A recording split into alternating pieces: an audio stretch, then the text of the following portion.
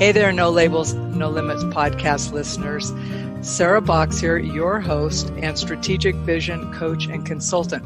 Today I have two guests with me. The first person is Sean Amos and the second person is Amanda Doss. And they both have come to flying and aviation from different paths. But what's really important is the lessons they've learned along the way about integrity, perseverance, why certain things are non-negotiable in life, including safety. And let me just tell you a little bit about Amanda. She's one of the flying instructors with the Flying High Again Flight Training School, which is in Smyrna, Tennessee. It's a very cool school, and we'll learn more about that. And Sean Amos is the owner. So with that as a very short introduction, you two, Sean, why don't you tell us a little bit about yourself, something that you think people would be specifically interested in knowing about you. And then Amanda, I'm going to ask you to do the same, and then we'll dive into the interview. Sure. Thanks for having me on, first off. My name is Sean Amos. I am one of the owners of Flying High Again Flight Training in Smyrna, Tennessee. The other two owners are my lovely wife, who is an amazing encourager. She's really helped to make all this become a reality, and also my brother-in-law. So it's a family-owned business. And I got into aviation in 2011 with the hopes of getting my private pilot's license, which I did. And I've been flying ever since then. But I've recently stopped my flight training to focus on the flight school itself, just because I thought that there was a segment of general aviation that was really underserved and it needed a better representation. And I thought that I could bring that product to market. And that's what we're attempting to do right now. So, Sean, before we move on, what is that segment that you're focusing your work on? So it's kind of twofold. Our name, Flying High Again, is kind of a direct reference to people who at one point or another were flying, and for whatever reason, life circumstances took them out of what they love to do, which is flying. And we're trying to appeal to that market to get them flying high again. And how are we doing that? We want to have an inviting atmosphere. We want amazing instructors who really forge connections with their students, and they make that first and foremost. We don't want to be known as the place where you come in, we take your money, and we rush you out the door only to get the next student in the airplane. We believe in building relationships locally, because I think that's going to be the lifeblood of what we do, because we're making real connections. And then lastly, our main focus is maintenance. We think that we have to give our customers a great product, but it's got to be safe above all else, because I've been quoted as saying you can't pull over on a cloud, and that has to be sacrosanct, and that's what we're doing. So when you come and fly at our school, you're going to be flying in the cleanest, best maintained airplanes in Middle Tennessee, and we are very proud to be able to say that. Thanks. And I will say, I couldn't agree more with you about the maintenance, especially for anybody who's been on those flights where you're thinking, I hope that this plane's holding together. Really, it's the maintenance crew and the ground crew. Sometimes you're thinking you depend on them to make sure everything's safe for you. Amanda? Absolutely. Yeah. Amanda, was interesting in learning a bit about you that you had an interesting path to aviation. How old were you? How old were you when you first decided you wanted to fly? I've always been in love with aviation. As a kid, I think most kids are. I grew up in a family of educators, secondary education teachers, and I guess it was kind of expected that I follow that path as well. And I never really thought I could fly. One reason being a female, another with no military background, things like that are people kind of assume about pilots. I started working at an aviation camp when I was 18, and I met several people that were pilots and decided to go ahead and try to get my private license. I knew my parents would not agree with this, so I saved up enough money and kind of did it behind their backs, and ended up coming to the Middle Tennessee area and attending university here to complete my degree in aviation and earn all of my ratings. So now you're actually one of the instructors at Flying High Again Flight School, and you also teach at university. You're a professor. I am. Found a way to combine both things, my love of aviation and education as well, by instructing here at Fly High Again and teaching at the university. And I also understood that you are an academic advisor. So are you teaching in aviation or in another field at university? I teach in aviation. I teach in aviation as well. Very cool. So tell me a little bit, like when you picture in your mind your classroom, what percentage of the people who are sitting in the seats in front of you are women at this point? Very few. I would say 5% of my classroom is female. What do you attribute that to? Lack of resources and understanding, like people that want to find out more about themselves, they're scared to pursue the typical roles of females, which, I mean, today we're kind of coming out of that. But I think a lot of girls are afraid to dabble in fields that are dominated by males for some reason. So how did you do that? Did you grow up around a lot of men, or was that just something part of your kind of I'm going to go do it nature? It was a part of I'm going to go do it nature. It was just something I was interested in, but scared to research it because I'm a female.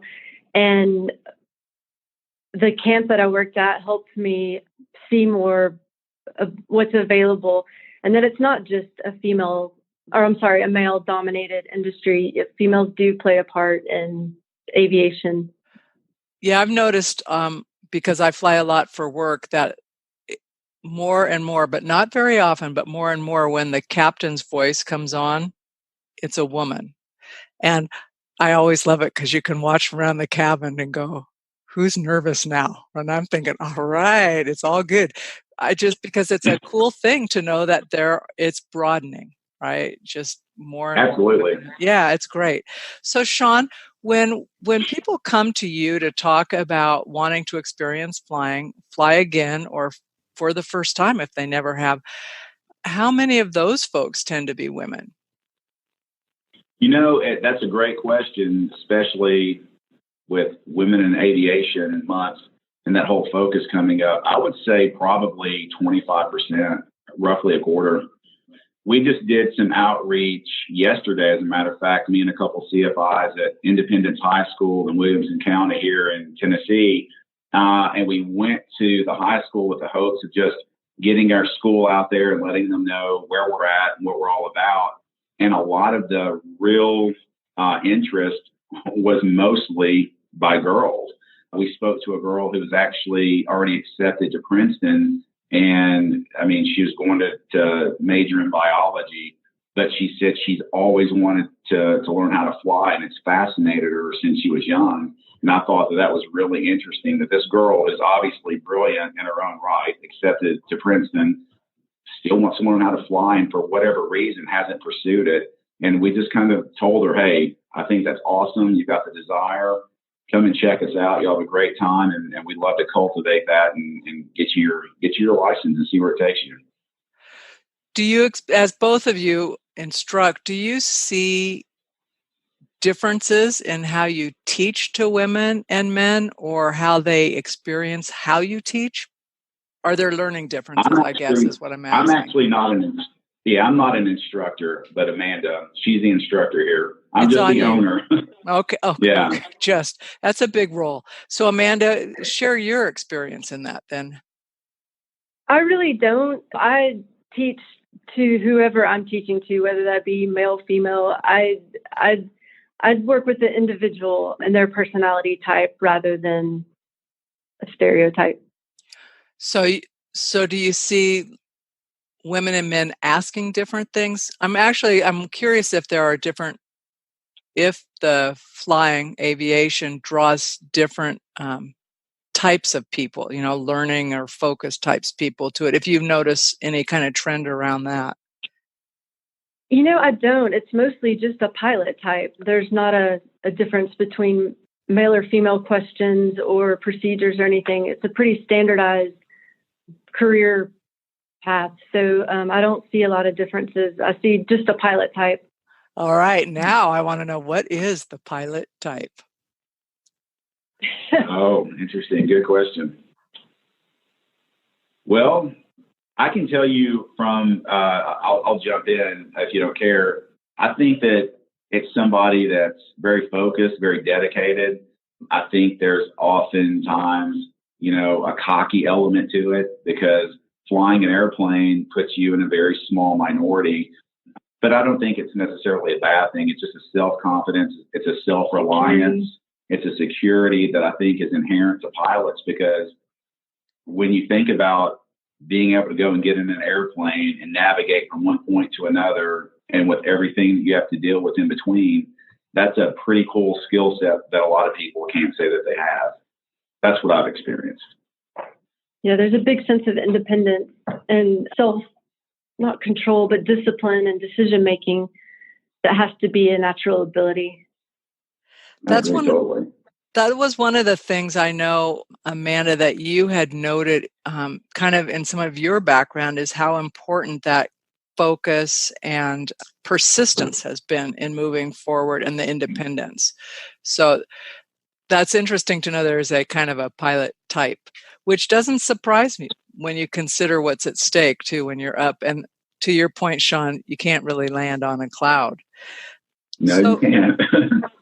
Did either of you or both of you have role models growing up who were pilots, or people who did things and you thought, I'm going to do that? Well, I can tell you, not necessarily piloting, but I got the aviation bug in June of 1985. I remember the day very specifically.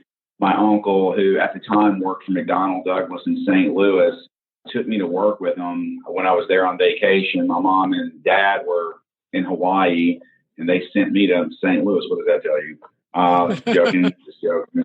But he took me to work with him, and I remember seeing one of the static models for one of the MD-11 freight airplanes. And when I was that young, I was 10 years old, and I was enamored with the science behind something that big, that heavy, lumbering through the air, 500 miles an hour. And I've been hooked ever since. And so that was my foray into aviation, and I've loved it ever since. What about you, Amanda? I've had many people mentor and influence me over the years in aviation, but I think the true love just comes from flying and aviation in general. I'd have to say, if the person that's had the most impact on my aviation career has been one of my professors when I attended university, Dr. Paul Craig. He's an amazing educator, and I've always really looked up to him, and he has so much knowledge about everything aviation related. And he's always been the one that's combined the education side and the flying component into one for me. So as you were talking about, Sean, seeing that McDonnell Douglas plane, and then for some reason, the picture in my head popped into all of our movement right now and all of the proliferation of drones and people using drones. Has that impacted you and your school, or do you have any thoughts about that? Because more and more you hear that it's going to be the delivery mechanism for some of the instantaneous, you want your stuff, you get it. I don't think it's had a huge impact on us. I think it's still kind of an emerging field. I know there are a lot of people that are looking to get their drone operator license with that capacity. But as far as it affecting the industry, who knows? There's a lot of brilliant minds out there who are probably cultivating things that when we finally see them come to fruition, we're going to be blown away. But you never know. But I'd say as of right now, I think it's just more of an amateur type undertaking where people are getting into drones on a amateur level. But as far as it affecting the industry, who knows? But you're not seeing it as a safety concern then? Oh, not where we're at, but in all of the reading that I've done, in major metropolitan areas, congested areas, you hear about near misses with drones. I think it's going to be an emerging concern. But yeah, is it a real and present danger? Not really that I've heard of, but I have heard that instances have taken place. Fortunately, with no catastrophic effects, but hopefully there's going to be some strict oversight, especially in the area of, major airports where hopefully nothing will happen. I'm with you on that. Hey, I wanted to ask you both, for folks who are thinking, oh, I want to learn how to fly. I know you have a really great offer to come and fly for your introductory offer, and I'm going to ask you to talk about that. But is flying out of the reach of a lot of people because of the cost of it? I mean, if someone's got a dream for flying, what could they hope to do? Like, how expensive is it? Is it, because you both have, that firsthand, and have your own plane and all of that stuff? Well, I can tell you, as far as just getting your foot in the airplane, and speaking to our introductory flight offer, we have a $99 introductory flight where somebody who's never been in an airplane and they want to experience it and even take the controls of the airplane over downtown Nashville and the Titan Stadium and Batman Building. That's like a 40-minute flight, $99, little investment to kind of see if it's something that you would enjoy. So that's really the first start. If someone's never gotten into an airplane and they just want to experience it without a lot of obligation or upfront cost. What are the major impediments? I would probably say finances, because it can get costly, but I think if you structure it and you have a methodical approach, it's doable. It has to take some degree of priority in your life if you want to make that a career. And then you look at the job market right now for pilots. I mean, it's amazing. So I would probably say initially it would be probably financial constraints that would probably keep people from flying. How is the job market changing for pilots? Well, the Boeing report stated that we're going to need over 600,000 pilots in the next couple decades, and that's a considerable amount of pilots. You look at the regionals, the regional airlines are hiring people with 1,500 hours, which is the new minimum, the new congressional minimum to get your ATP certificate and go fly professionally. And those guys are off to the majors in no time. And so there's like this constant cycling through, and they can't get enough pilots. So the job outlook is amazing. If you're looking to get paid, to do what you love, and if aviation is what you love, I mean, it is a job seekers market for sure. Well, and that's a great, knowing that there's a path forward, for folks who want to be able to do that is, I think, really hopeful, because absolutely. And if you also look too at some of the sign-on bonuses that airlines are giving their pilots, I've seen everywhere from $30,000 to $50,000. There's one airline in particular that guarantees within 3 years you'll make between $270,000 and $315,000 your first 3 years. That is amazing money for somebody who wants to turn that into a career, and that's a great incentive as well. It is, and you think about what it costs to go to college. It's expensive. So you're making an investment in your future one way or the other. Amanda, I want to turn back to you for a minute. And are you going to stay at doing both the academic and flight instructing, the avionics, or do you see yourself becoming out like, will I find you piloting one of my flights? Well, I really enjoy the education side of aviation and promoting this field to other young people. So my plan now is to continue teaching, and I'm working on my doctorate and flying at the same time as an instructor here at this flight school. That's inspirational. I love it. So let's talk about this cool event coming up on October 5, Girls in Aviation. It's an international day, right? Correct. It's a global event. And I noticed that it's both virtual, but there are a lot of in-person events going on. And within the United States, there's over 40 states with multiple sites within those states, plus Puerto Rico. doing events. Can you talk about what the purpose of that is, any more about that organization and how you all are connected to it? Well, first off, I think we feel fortunate to be connected to this upcoming event because I think we could be emerging leaders in the outreach to young girls in this area and trying to get them into aviation and see what possibilities exist.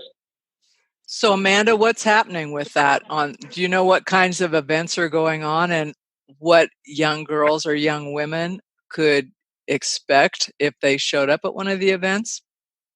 Yes, just a general overall education of aviation and really all the STEM fields in general are being really promoted at this time across the country. I think it would be kind of fun to know that there are women ahead of you, but you're surrounded, to show up to one of those local events. I can just imagine the impact on a young person to show up to an event, to learn more, and then find out. Encouraging. Yeah, well, and that there's like 30 people just like me within a couple of years of my age, if I'm a young person, and other women leaders there too. It would be really encouraging. Absolutely. I would have loved to have had more role models growing up in that position. Yeah, I think, I think a lot of girls would as well. I agree. It's hard to know. I mean, and to the point that you spoke to, Amanda, too, that in the college classroom, or the things like what holds people back, you don't know that it's possible for you until you look around and go, oh, there's a lot of people similar to me wanting to do the same thing. Let's go do it. And it does kind of break down the fear factor or the timid factor, maybe. Absolutely. Yeah, so it's more fun to do stuff together anyway. So, yeah, and not to mention, flying can be a little cliquish too. Not that that's necessarily a bad thing, but I think it would be really encouraging for girls getting into it for the first time, and like you said, seeing other girls who have the same questions, the same uncertainties, and you kind of walk forward hand in hand, and you guys tackle it together. I think it's really encouraging to see other people who are in the same position as you are. Well, and I think sometimes you think, okay, I want to be a pilot. And Sean, when you were talking about I'm on the business end of it, sometimes people go, you know what, I love flying. I don't know that I want to be a pilot. I might want to be in some other aspect of aviation. But until you're exposed to the field of it, you just don't know. I mean, who would know that there's a really important role for someone in education and aviation and aeronautics like Amanda has stepped up into, if they don't meet someone like Amanda and say, ooh, I could be her. I want to be her. She flies and she teaches. So I just think it's important for people to see examples, and in this case specifically, young women. What is the closest site to you? On October 5, what is the closest site to you guys? It's going to be BNA, Nashville International Airport. There's going to be a good focus there. And so we're going to try to have some sort of representation there while conducting daily business like we do every day. Nice. So say someone starts with you, they take your $99. And I want to tell you, I think that's what I paid back in 1990, 85 to go up on a flight. So I want to say to people listening, that is really a great offer to go up for $99 and not only get to it really is. Oh my gosh, it makes me want to drive to Tennessee just to do it. Well, then you need to do it. Come on. Well, we'd love to take you up. I have a list. Well, this is another conversation coming, but I am going to take the road with my husband and our dog, and I'm going to do all my podcast and work remote for 6 or 7 months. And I've got folks along the southern route that I've promised to visit. So don't be surprised if we don't show up. And say, hey, listen, not for obligatory reasons. If you were to show up, we would make you a priority. That would be a privilege for us. Cool. It would be so fun. I'm just excited to think about it. However, what I meant to ask you from the beginning was, someone does that first introductory experience with you and says, I'm all in. I want to start the process of getting my private pilot's license. From that point, to getting the license, if things go as you would have them go, what is the time frame for someone doing that? How much book, how much airtime, start to finish? What do you think? Well, the national average is 40 hours to be able to sit and take your practical FAA check ride. And that really depends on how often somebody, flies and they build their skills. But the national average is 55 to 65 hours to get your private license. And I've actually seen somebody get their license in 41 hours, and they did it pretty quickly. And then I've seen it take years for other people. It's just how much time you commit to it, how often, you really submerge yourself in the subject and really stay after it. So it really varies depending on the individual. So that could be, and is that like could you compress it and do it how compressed for people who are going, I'm going to do this as fast as possible. If you broke those hours up over the course of weeks or months in a safe way and in a way that people actually retain what they learn, what would be the shortest amount of time? Since you said you could see people having it go longer, what is not just in hours, but I'm thinking in duration, like weeks? I think it's really just dependent on the individual and how fast they're going to absorb it. And, it's a proficiency-based system. So I think it really is dependent on the individual. But I'll give you for instance, too. We had a student in the last month. He was from Auburn. He was in their pro pilot program, and he was halfway through finishing his private pilot's license. And he, for whatever reason, they didn't have enough examiners, the airplanes, weather, just a myriad of issues. And this particular student came to us. He was referred to us by one of our instructors. And Daniel came here without his private license, and in 8 weeks finished his private and his instrument rating in 8 weeks. And that is a monumental task to achieve. And we were so proud to be able to offer that. And I think that's really attributed to our amazing instructors who really build relationships. They make real connections with their students. They understand their strengths and their weaknesses. And this particular CFI, Ian Rodriguez, he's an amazing guy, and he knocked it out of the park. But it's possible. Daniel was willing to devote himself to 2 or 3 days a week flying, a lot of at-home study, and he did it in 8 weeks.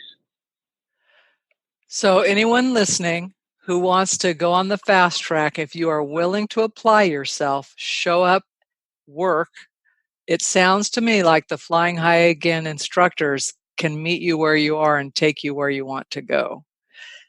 Absolutely. And I think the really cool thing with like Amanda, not to steal her thunder, but Amanda, outside of being an amazing proficient pilot, she really understands the art of teaching and making the subject or the material come to life, and she does that with all of her students. So we've been very blessed to have the staff that we do, and we see our business growing every day, and it's due largely in part to the great people that we have working for us, Amanda being a prime example of that.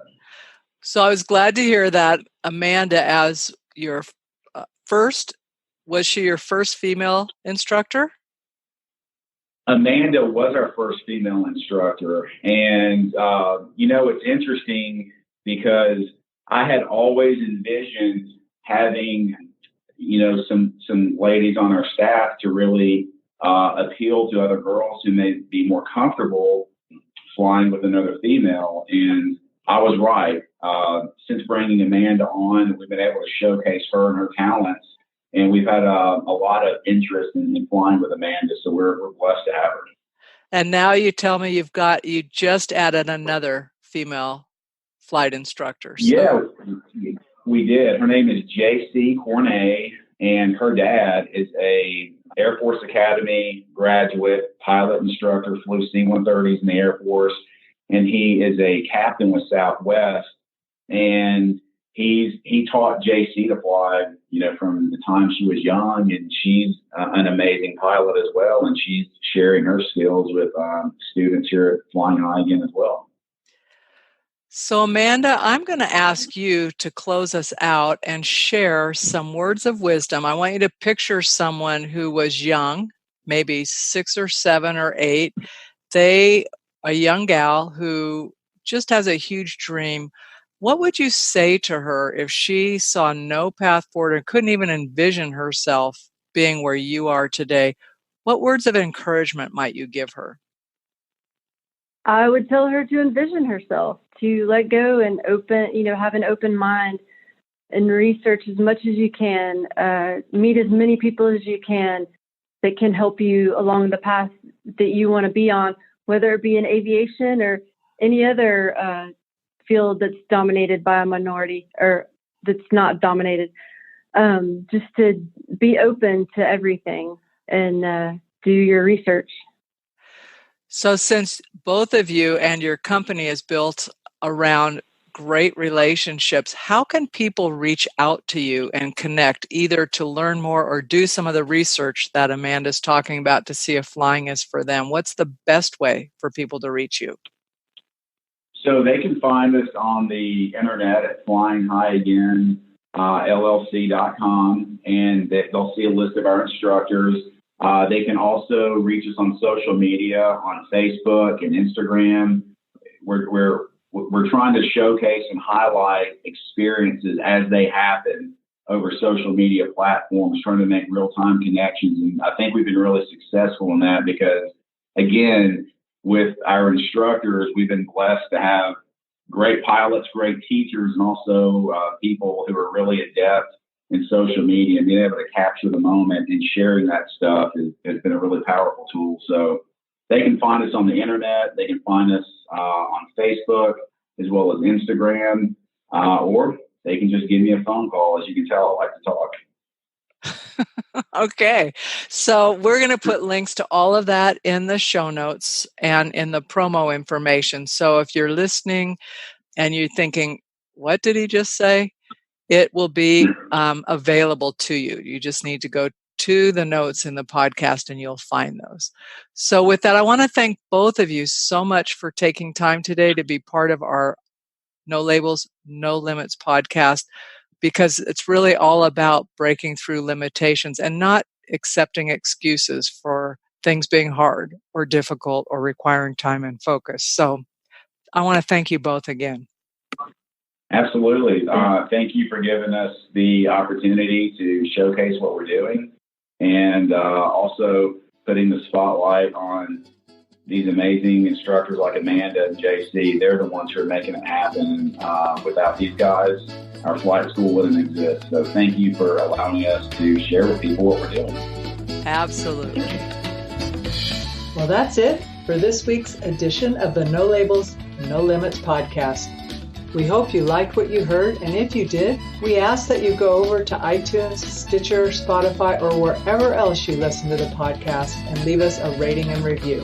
If you know someone who would enjoy this podcast, please be sure to share. And until next time, have a great week living a no labels, no limits, and no excuses life.